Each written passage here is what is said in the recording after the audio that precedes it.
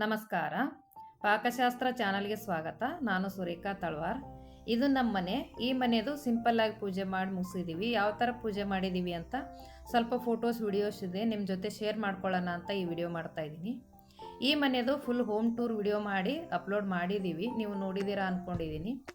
ಈಗ ಪೂಜೆದು ಸ್ವಲ್ಪ ನಿಮ್ಮ ಜೊತೆ ಶೇರ್ ಮಾಡ್ಕೊಳ್ಳೋಣ ಅಂತ ಈಗ ನಾನು ಈ ವಿಡಿಯೋ ಮಾಡ್ತಾ ಇದ್ದೀನಿ. ಬನ್ನಿ, ಮೊದಲಿಗೆ ನಾವು ಗಂಗೆ ಪೂಜೆ ಮಾಡಬೇಕು. ಹಾಗಾಗಿ ಸಂಪಿಗೆ ಮತ್ತು ನಳಗಳಿಗೆಲ್ಲ ಪೂಜೆ ಮಾಡಿ ಅಲ್ಲಿಂದ ಮೀಸಲು ನೀರು ತೊಗೊಂಡು ಹೋಗಿ ಮನೆ ಒಳಗಡೆ ಎಲ್ಲ ಪೂಜೆ ಮಾಡಬೇಕು.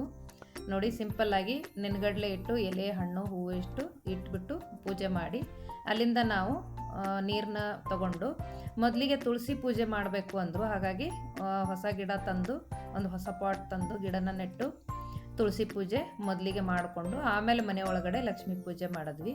ನೋಡಿ, ಇದು ತುಳಸಿ ಪೂಜೆ ಆಯಿತು. ಮತ್ತು ನಾವು ಮೀಸಲು ನೀರು ತೊಗೊಂಡು ಹೋಗಿ ಈಗ ಮನೆ ಒಳಗಡೆ ಮೊದಲಿಗೆ ಲಕ್ಷ್ಮೀ ಪೂಜೆ ಮಾಡಿದೆ.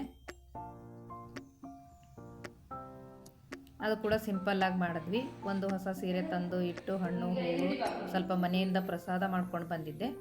ಇಷ್ಟೇ ಸಿಂಪಲ್ಲಾಗಿ ಲಕ್ಷ್ಮೀ ಪೂಜೆ. ಇಲ್ಲಿ ಪಕ್ಕದಲ್ಲಿ ನಮ್ಮ ಅತ್ತೆ ಮಾವನ ಫೋಟೋ ಇಟ್ಬಿಟ್ಟು ಅವ್ರದ್ದು ಪೂಜೆ ಮಾಡಿದ್ವಿ. ಅವರಿಬ್ಬರು ಇಲ್ಲ, ಅವರ ಆಶೀರ್ವಾದ ನಮ್ಮ ಮೇಲೆ ಇರಲಿ ಅಂತ ಕೇಳಿಕೊಂಡು ನಾವು ಅವ್ರದ್ದು ಕೂಡ ಪೂಜೆ ಮಾಡಿದ್ವಿ. ನೋಡಿ, ಇಷ್ಟರ ಮಟ್ಟಿಗೆ ಸಿಂಪಲ್ಲಾಗಿ ಲಕ್ಷ್ಮೀ ಪೂಜೆ ಆಯಿತು. ಮತ್ತು ನಮ್ಮ ಅತ್ತೆ ಮಾವನ ಪೂಜೆನೂ ಆಯಿತು.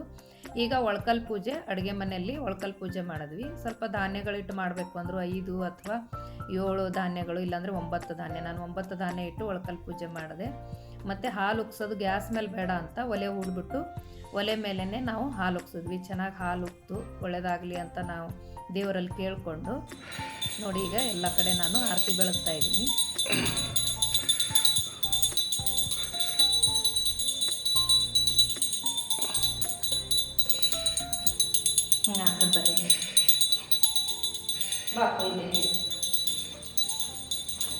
ನೋಡಿ, ಅಡುಗೆ ಮನೆಯಲ್ಲಿ ಒಳ್ಕಲ್ ಪೂಜೆ ಮತ್ತು ಹಾಲು ಉಕ್ಸೋದು ಅಡುಗೆ ಮನೆಯಲ್ಲಿ ಮಾಡ್ಕೊಂಡ್ವಿ.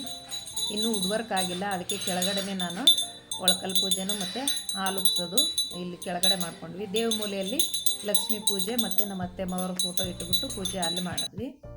ಇದೆಲ್ಲ ಆದಮೇಲೆ ಗೋಮಾತೆನ ಮನೆ ಒಳಗಡೆ ಕರ್ಕೊಳ್ಳೋ ಕಾರ್ಯಕ್ರಮ.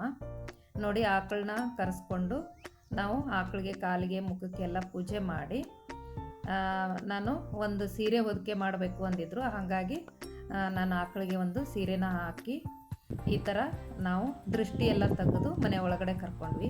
ಇದು ಹೀಡ್ಗಾಯಿ ಅಂತಾರೆ ಮತ್ತು ಸೀಡ್ಗಾಯಿ ಅಂತಾರೆ. ಇದು ಹೊಡೆದ್ಬಿಟ್ಟು ಒಳಗಡೆ ಕರ್ಕೊಂಡ್ವಿ ನಾವು.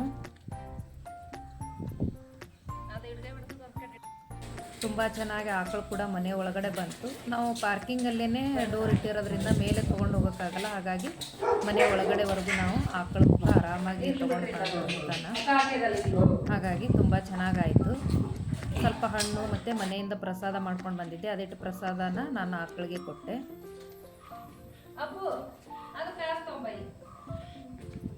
ನಮ್ಮ ಊರಲ್ಲಿ ನಮ್ಮ ತಂದೆಯವ್ರ ಫ್ರೆಂಡೇನೆ ಸ್ವಾಮೀಜಿ, ಅವರಿಗೆಲ್ಲ ಕೇಳಿದ್ವಿ ಹೆಂಗೆ ಮಾಡೋದಂತ. ಅವ್ರು ಹೆಂಗೆ ಹೇಳಿದ್ರು ಆ ಥರ ನಾನು ಸಿಂಪಲ್ಲಾಗಿ ಪೂಜೆ ಮಾಡಿ ಮುಗಿಸಿದ್ವಿ. ಆ ಹಸು ತೊಗೊಂಡು ಬಂದವ್ರಿಗೆ ಹೊಸ ಬಟ್ಟೆ ಕೊಡಬೇಕು ಅಂದರು ನಮ್ಮ ತಂದೆ. ಹಾಗಾಗಿ ಅವ್ರಿಗೆ ಸ್ವಲ್ಪ ಹೊಸ ಬಟ್ಟೆ ಕೊಟ್ವಿ. ಇಟ್ರ ಮಟ್ಟಿಗೆ ಸಿಂಪಲ್ಲಾಗಿ ಪೂಜೆ ಮುಗಿಸಿದ್ವಿ.